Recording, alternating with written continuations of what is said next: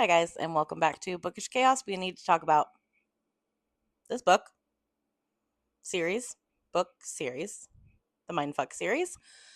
So there are 5 books in it in all. It's about 700 pages altogether. So if you read like just one, um, I did not think I was gonna like this series when I started it. It was amazing. I enjoyed it a lot. Check the triggers on these books. One thing I did not like is that there is no trigger warnings at the beginning of the books, and there are a lot of things to be triggered about. If you view the books on Storygraph, there are a lot more than I would consider triggers, but I also don't have a lot of the triggers that other people do. So, um, I'm going to on page torture, on page remembering, very graphic SA. Uh, because our main character is a serial killer. She's a revenge killer.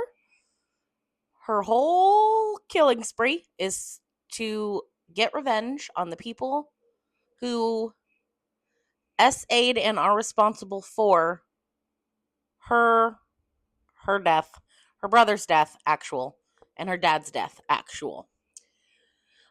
She created a new life with the help of one of her friends, assumed the identity of another person, so everybody believes that the person that she was is dead. She's not, obviously, because she is the one doing the killing. So we meet Lana. Lana is our serial killer. She is our female main character. We also meet Logan, who is our male main character. He is also an FBI agent. Is this entirely realistic? No, it's a fiction book. Do they do some things that, you know, would not be allowed if you were in the FBI, like look into her background even though she's not a suspect? Yes. Uh, look up her address through like secret FBI channels even though she's not like a suspect just so he can show up at her house like a super creeper? Yes. Um but So this book is the evolution of her going on her killing spree with the assistance occasionally and very much towards the end of her best friend Jacob. And her and Jake, because Jake was in love with her brother. So, and they have been best friends forever. And it's like watching she helps Logan solve a serial killer case by, you know, uh what that's spoiler warnings. We're not going to go into that. Um but it is hilarious. Hilarious. Um because she is very realistically grounded in reality while simultaneously chopping off fingers and other appendages that they had coming. I'm just saying. They had it coming. Totally acceptable. Deserved everything they got. I realize that this book is fiction, but were this not fiction and were this a real life story, I'm going to say it. This is going to either gain me or lose me some kind of followers. But I 100% support her crusade. I'm just going to put it out there. I'm going to put it out there. The things that were done to her and her dad and her brother, the reason that her brother and her dad are dead and she should be dead, are awful. Awful.